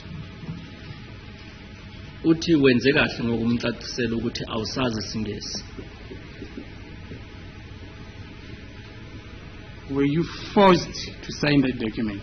Ngaphambi kokuthi usayine leyo ncwadi le ewuyiphethe baye bakuphoqelela ukuthi uyisayine na. Nkosi enkantolo akangiphoqa ngithi uthi uyangicharge ungichanjele inhlamvu zesibhamu ngizothini mina ngithi uthi uyithole endlini ngimbuthe endlini ungene nobani ukhiye uthathe. My lord, I was not forced. He just informed me that I am being charged for possession of ammunition and that ammunition was found in my house, and I asked him how did he gain entry into my house and who did he go into my house with. Ngoba yena utshena mina ngimbuze yena utshena mina. Because he was telling me, I was not asking him. Ukuthi ngichargele inhlamvu zesibhamu. Telling me that I'm being charged for possession of ammunition. So my point is, there was no pressure on your side to sign that document which you do not know the contents. Uthi ke umshushisi indaba yakhe nayila kwakade kungenayo ingcindezi eyokuthi wena usayine incwadi ongayazi. Wayengitshela Nkosi enkantolo ngangizothini mina Nkosi enkantolo. I was being told, my Lord, what was I supposed to say? And there were no threats at that stage. Futhi bekungenako ukukuthusela.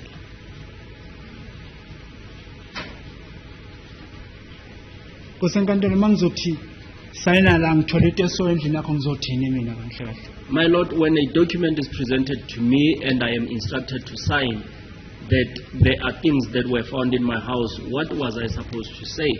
Ngiyethemba ngaphambi Nkosi enkantolo azange ngithi umhano ngisabisile. I believe even here in court, I never said Mohani threatened me.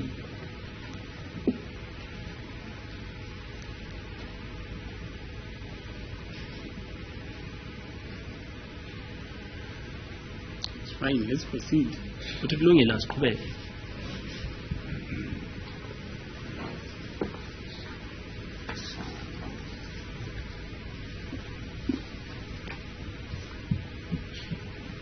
Do you remember when I was asking you questions regarding what happened there at that place near the dumping area?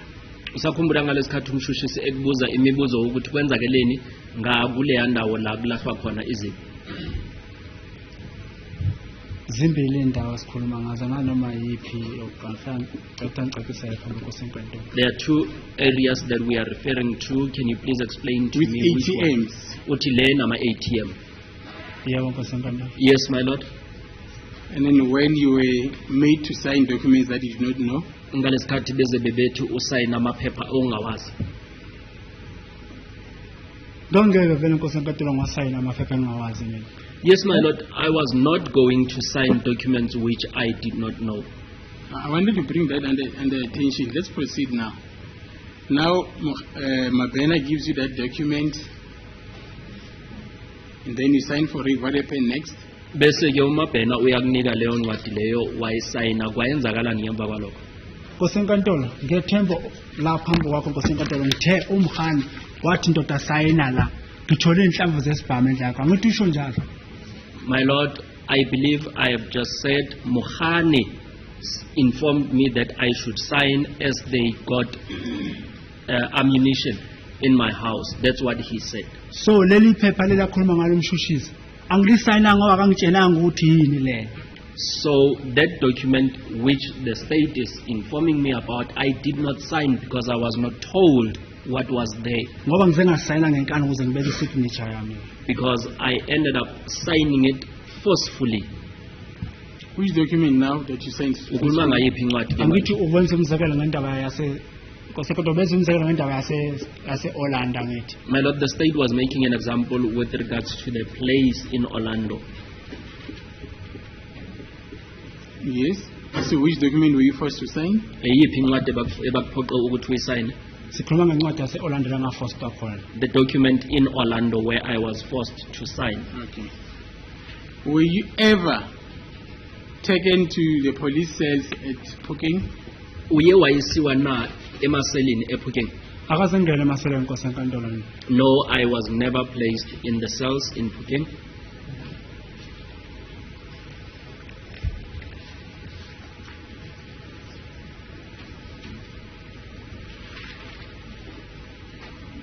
There's an exhibit PP before this honorable court, which is the occurrence book, exhibit PP1 and cell register exhibit PP2 of Puking Police Station dated 19 June 2020. Kunobufakazi oyikuthi incwadi ebekade ibhalwe esiphoyiseni eyikuthi yona ibhalwe esiphoyiseni sasePhukeng. Ubufakazi buka PP1. Yebo. Yes.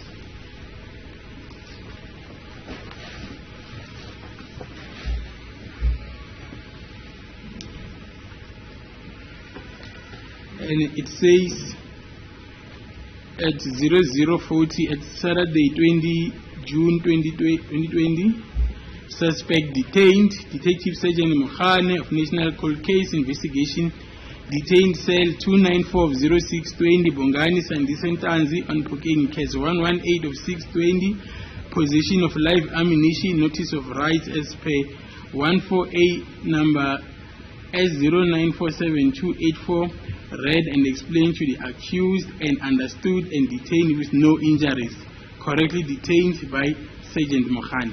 Incwadi leyo ithi ngeyi-20 zikaJuni 2020 wena uye wafakwa emaseleni wasePhukeng ulethwe uSergeant Mokhane ebekade ethwese icala leyinhlamvu ezingekho emthethweni.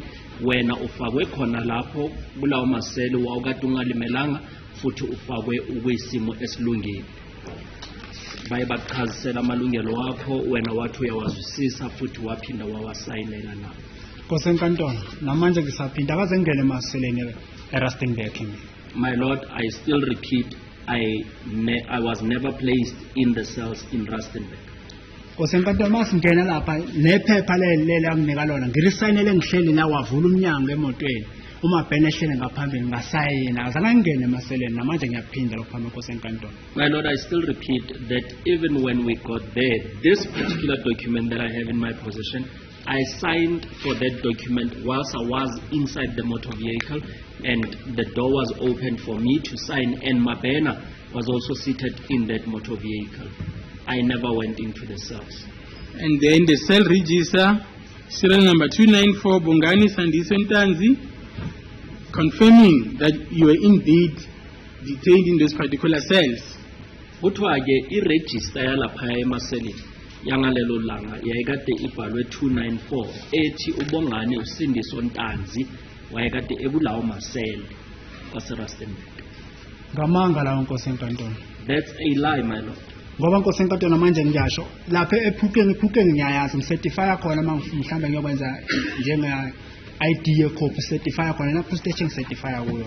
Because I know Phukeng police station, my Lord, that is where I normally go and certify documents whenever I need to certify my ID copies. Mawungaphandle Nkosi enkantolo uyambona umuntu ongaphakathi iclass lapho uyambona umuntu ongaphakathi mawungaphandle.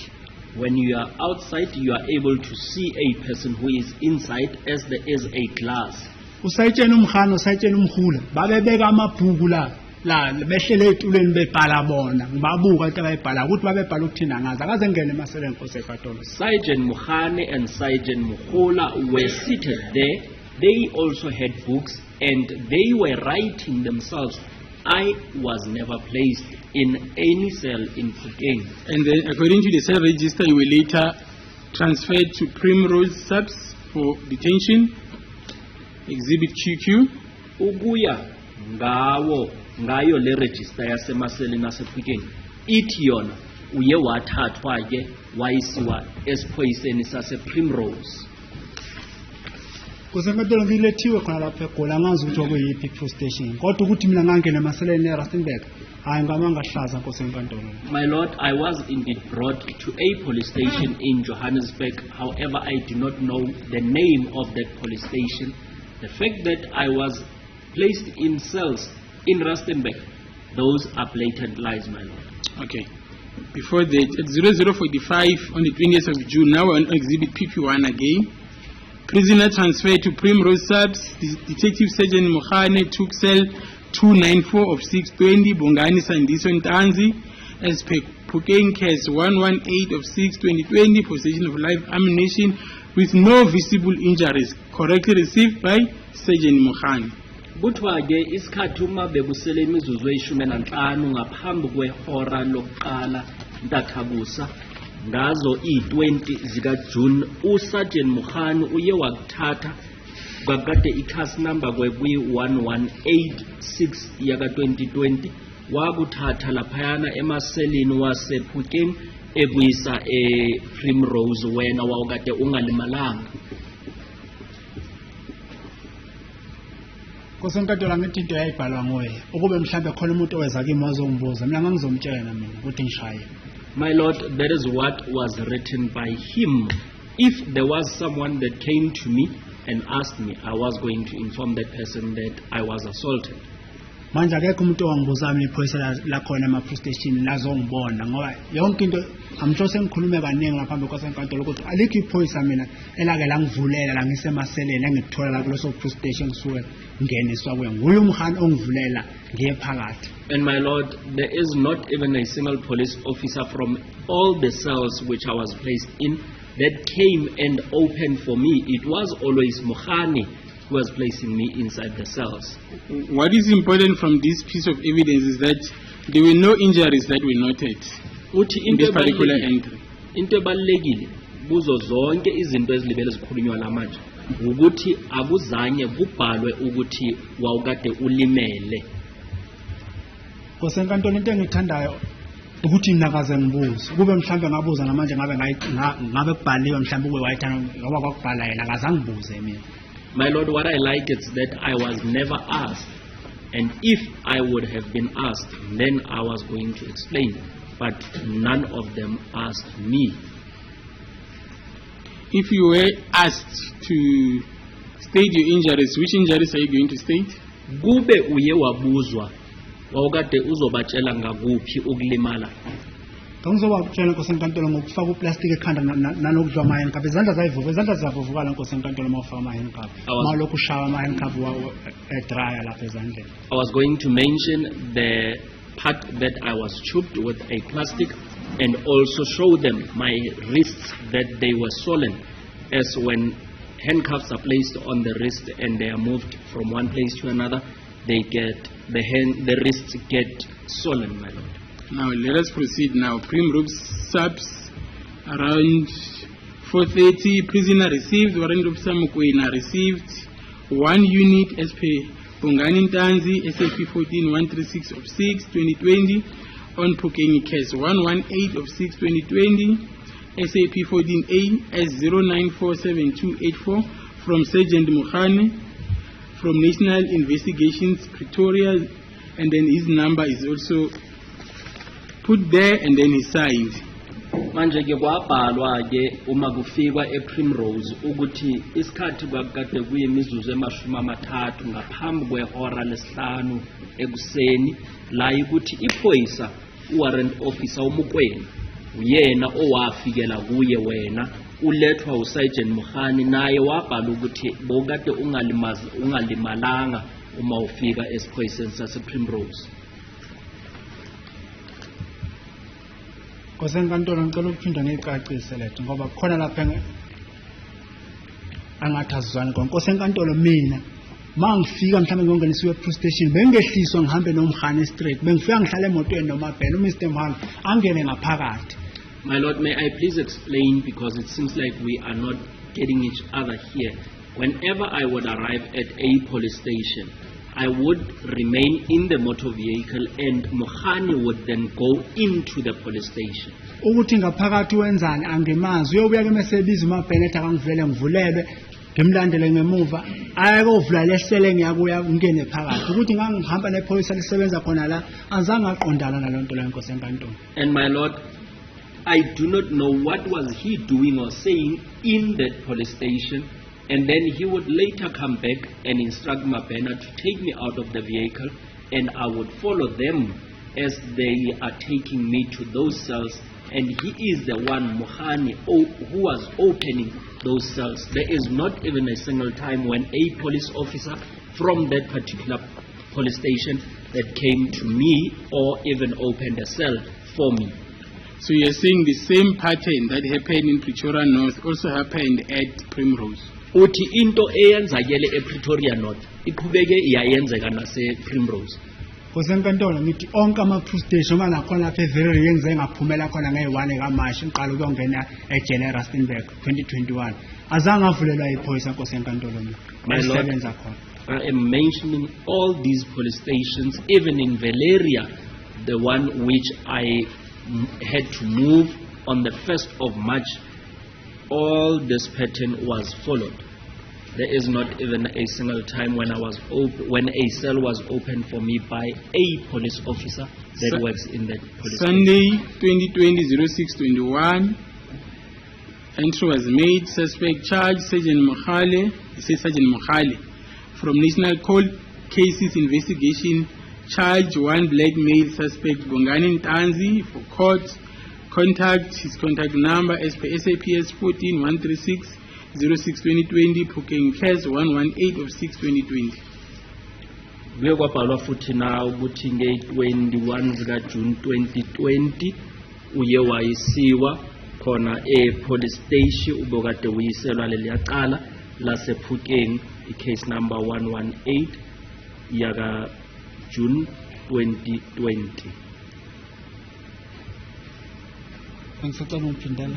Kuthiwa kuye uye wayisiwa kwenye police station nge-21 zika June 2020 ubokade uyiselwa leliyaqala lasephukeni lokuba neinhlamvu ezingekho emthethweni. It's still the same police station. Kusase yiyo leyo police station Primrose are you referring? Yes. Uthi kusase yiyo leyo police station yase Primrose ubekade ulapho nange-21 zika June.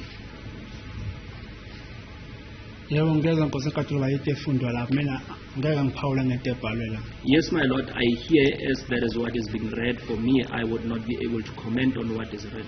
And then that was in 2250, and then an hourly cell visit was conducted by Sergeant Kaba and Constable Makutu. Units in 10 units in custody, no complaints. Futhi isikhathi ke bekuyimizuzu eyishumi ngaphambi kwehora leshumi nanye ebusuku la ukuthi ufakwe lapho kulelo cell futhi bebalibele beza bezokuvakashela bezokuhlola amaphoyisa kwakade kuno Sergeant Kaba no Sergeant Makutu la ukuthi bebakade belibele beza bezokuhlola kulelo cell ihora nehora. Nkosi enkantolo ngamanga lawo lento yokuhlolwa emaseleni ngithe mina ngiqale ejele namanje ngiyaphinda eRamshana lapha eHosi Mapolo njengoba nayizolo ngilalile nje ubelokho evulile umuntu ekucheck ukuthi uright unesikhala ngithi cha.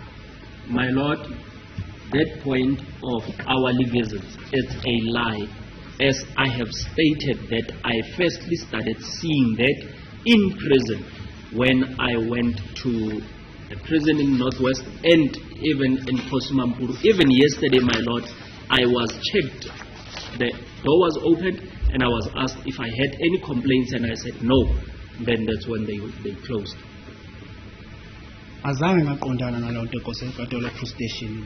At the police station, there was never such, man.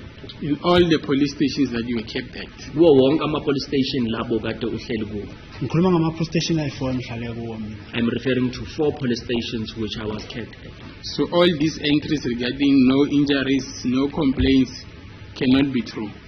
Shukuthi konke lapho ubhalwe ukuthi wawukade ungena sikhalazo wawukade ungalimalanga akusiqiniso. Akulona Nkosi enkantolo ngoba zange ngibuziwe mina Nkosi enkantolo. It is not true, my lord, as I was not asked. Futhi nokubhala kwayo akaze ngiyibone ibhala phambi la kuthiwa ngimile ngiyayibuka iyabhala. And even when that particular document was written, it was never written in front of me. I was never there when it was completed. What is worrisome, for instance, in Primrose, there were 10 units inside that cell, and then it was noted no complaints.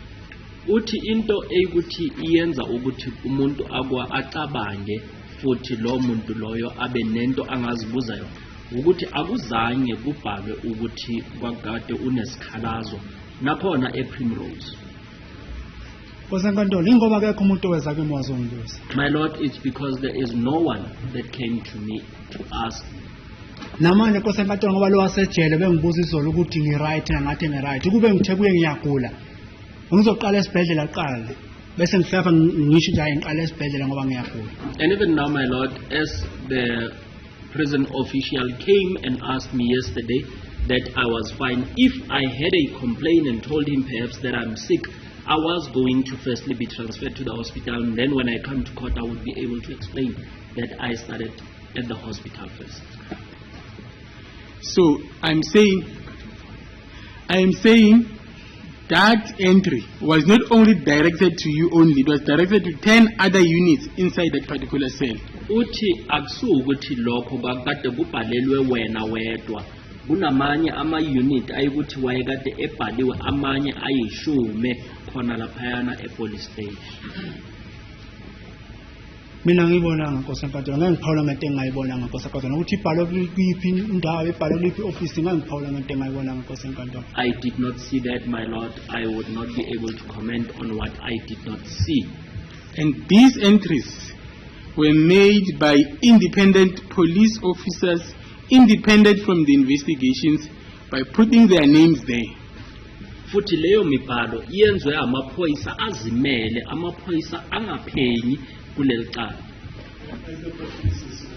That's an inaccurate mischaracterization of evidence. It's what? Mischaracterization of evidence, because according to his testimony in Rustenburg, as he read, my learned colleague, those entries were made by Mohani, and he is related, is involved in this investigation. Mr. Pidi, this prosecutor is referring to Primrose. Is that not so, sir?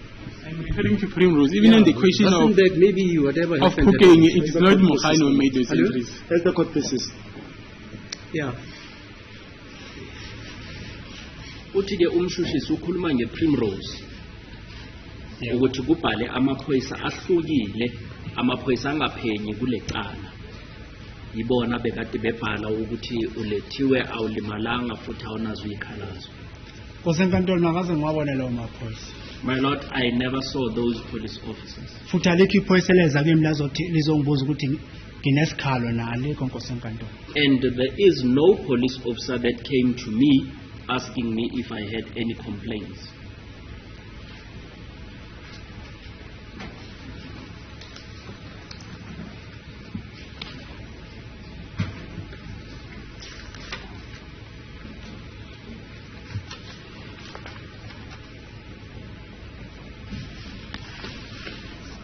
On the objection of your counsel, say, even at Puking, the person who made that entry is not Sergeant Mohani. He only signed where he's supposed to sign. Uthi futhi nanjengoba ummeli wakho ephakama uthi nasephukeni akusiwo uSergeant Mohani obhale yonke leyanto ukuthi wena ulethiwe ungalimalanga, ulethiwe ungenazo izikhalazo. uSergeant Mohani yena usayinile kuphela kusho ukuthi kubhale iphoyisa elasephukeni. But be fair to the witness, which policeman in Poking annotated that so that it's a complete report as you allege?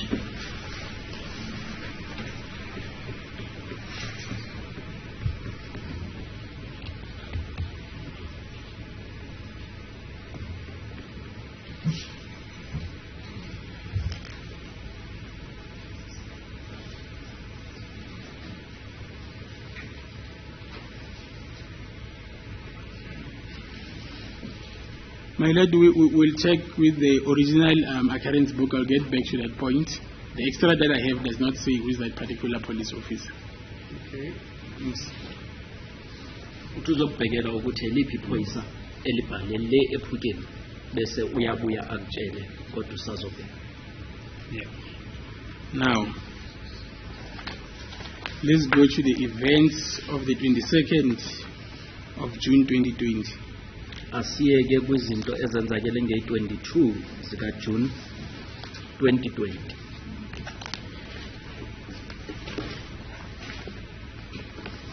Do you have the copy of the charge sheet there?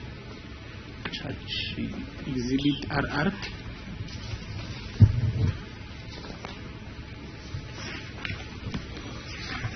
No.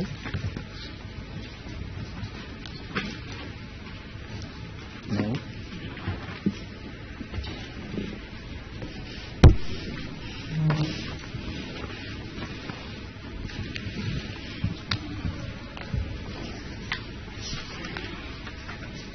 On this aspect, my first question is, were you booked out from Primrose Subs to Pukengi Magistrate Court on the 22nd day of June 2020? Umshushisi ufuna ukwazi ukuthi uye wakhishwa na esiphoyiseni sasePrimrose uyisiwa enkantolo yasephukeni. Ngethemba nkosi enkantolo ngikhulumile nalapho ukuthi sahamba saya khona mala ngitshenanga ukuthi ngangiyakuphi. Masifika lapha kwakubhalwe ngedanger tape la abade begcwele ngaphandle. Masifika khona umkhano wangena ngaphakathi ephethe ifayela lela ngathi le brown le wangena ngaphakathi. I believe, my lord, I have already testified that I was booked out and we then went to that court, and I was not told where were we going to. And when we arrived, the place was cordoned off, and there were people that were picketing, and Mohani then went in, having in his possession a brown file. Wabuya lapho wakhuluma nomabhena wangitshela ukuthi lapha i-court lena kuthiwa kune-corona la ngeniwa ngaphakathi. And when he came back, he spoke to Mabena, and Mabena then informed me that there was COVID in that place. It is a court and people are not allowed to enter. Thank you. Just before we get there, there was an entry made on the 22nd, 7:15 in the morning, escort duties, Detective Sergeant Mukhane from National Cold Cases escorted 1 unit as per SAP 14-136-06-2020, Bongani Ntanzi, case 118 of 6-2020. He was taken to Sabani Magistrate Court. Utike kuye kwabhalwa futhi ukuthi ngalo lelo langa i-22 zika June isikhathi kwakade kuyimizuzu eyishumi nanhlanu ngemva kwehora lesikhombisa ekuseni la ukuthi uye wayisiwa wena enkantolo yaseThabani. So when you arrive at that particular place where it was cordoned off, and then you were told that there's outbreak of corona, what happened there? Ithe manifika ke kuleyo ndawo la ukuthi uye watsho ukuthi ayikade ifakwe i-tape kwathiwa ukuthi kwakade kunalobhubhane we-COVID-19 kuye kwenzakalani khona lapho. Kusenkantolo masifika khona akaze ngiphume emontweni mina ngoba hope ngisho ama-truck la ayegcwele ibosha ngoba ngangibuka ayepake ngaphandle asikho i-truck umuntu owangena lapha kwangena kuphela iphoyisa. My Lord, when we arrived there, I was not taken out of the motor vehicle, as even when I peeped through the window, even all the other trucks that had prisoners, there is no prisoner who was taken into court. It's only the police officer that went in.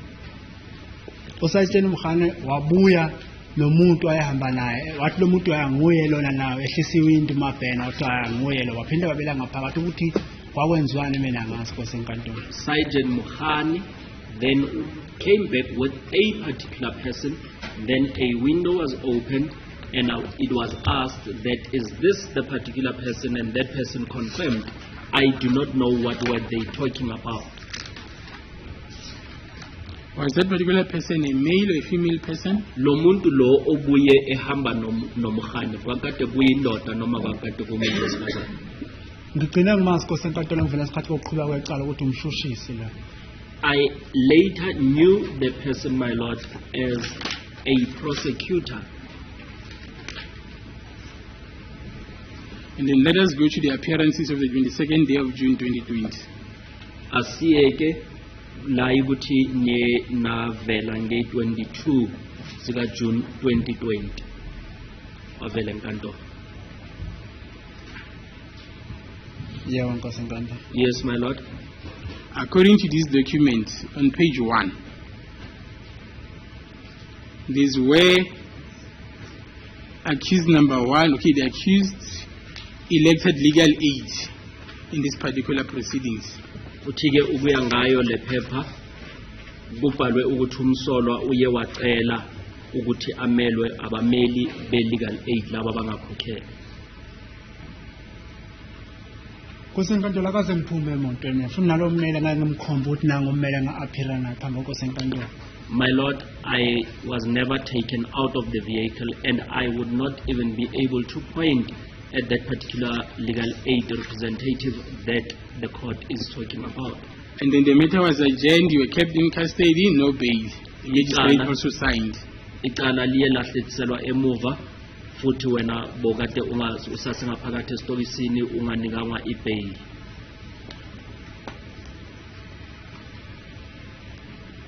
Kangena vele kwesenkantolo ibail ngaso sikhathi leso. Yes, my Lord, I did not have bail. Akaze ngizokhulunywa nangayo nje. I did not have bail at that time, and I never had. Ngoba ngenanga nongena ngaphakathi angihlalele emontweni. I never had anything being mentioned with regards to bail, as I also did not go inside court. I was seated in the motor vehicle. And then we'll come back to this. After this particular appearance, what happened? Ngemva kwalokho ke kuye kwenzakalani njengoba uthi awuvelanga umshushisi yena athi uvelile enkantolo kwenzakeleni?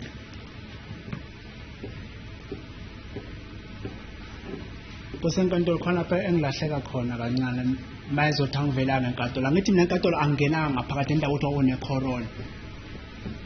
My Lord, there is somewhere where I'm getting confused as the state says I did not appear in court, as I did not go inside since there was COVID-19. I said, what happened after this particular court appearance? Uthi umshushi sikwenzakeleni ke ngemva kokuthi usewubuya khona kwamantshi. Kosenkantolo mayisuke umkhane ephuma ngaphakathi la ungenile emontweni. After Mr. Mkhane has went in, he came back and went into the motor vehicle. Wajikisa imoto yabheka lapha esiqhama ngakhona wehla futhi wakhuluma noJonathan ngoba esikodwa ngoJonathan ngalolo langa lelo Nkosenkantolo. He made a U-turn and the vehicle faced from where we were coming from, and he spoke to Jonathan as I was being escorted by Jonathan at that point. Wakhuluma nabo. He spoke to them. Ngayibona imoto mayisuka zangena indlela le ebheka kuphi ebheka ngathi ibheka le ngasephukeni lendlela le ehamba toti izophumela eLuka. And then the motor vehicles drove off towards Puking until they got to Luka. Ngayibona singena kwenye indawo eyakuthiwa egcwele abantu zangena imoto phakathi and zayizafeza paka ngemuva ngale parking. And the motor vehicle then went into a certain place where there were people, and it was a well-built place, and then the motor vehicles parked there.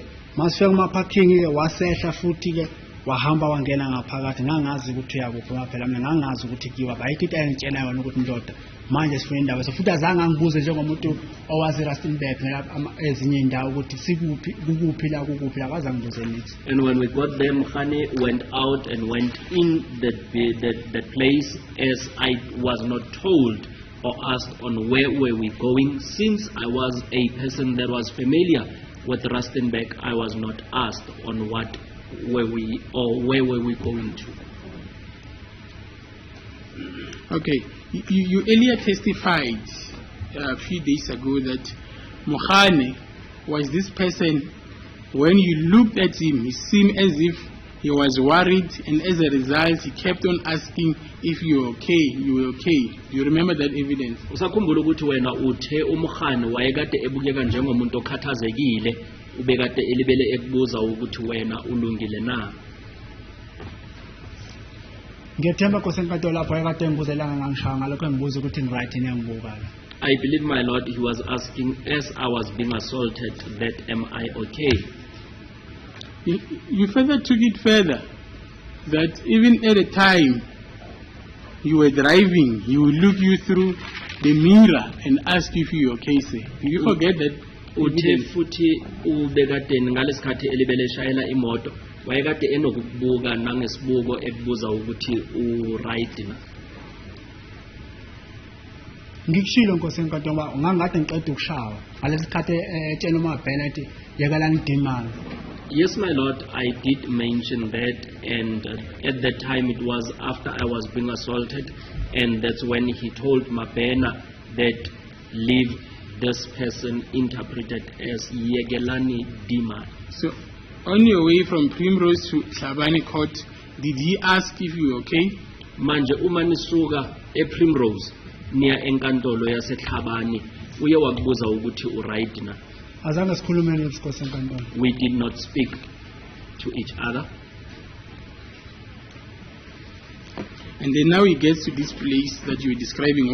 What is this place that you were trying to describe? Manje senifika kule ndawo le ewichazayo, yini le ndawo le ewichazayo manje? Ngithole sengingaphakathi Nkosenkantolo ukuthi isibhedlela. I just realized when I was there that it was a hospital, my Lord.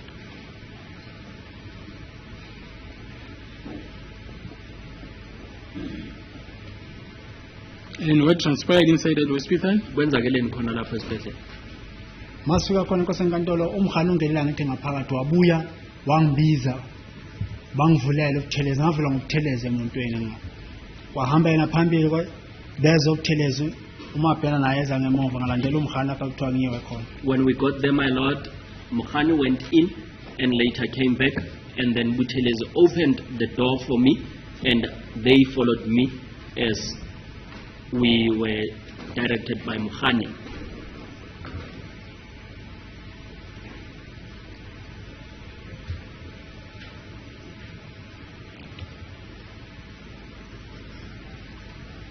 Did you reach your destination? Gcine senifikile la beniya khona. Yebo singenile ngaphakathi. Yes, we went inside, my lord.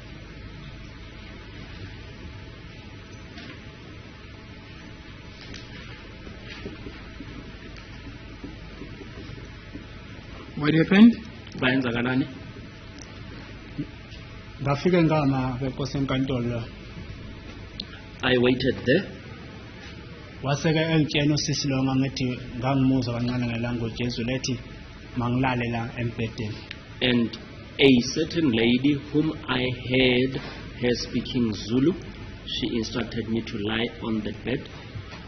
Waseke eshova lento engathi ngumshini wase kufika komunye oyawubhudinyana nje wafika wasondela naye wakhanyisa akathi angiphamise ekhanyisa umlomo wami amazinyo la ngaphakathi. And there is a certain machine which was brought towards me, and I was instructed to open up my mouth, which I did, and that machine was lit on my mouth.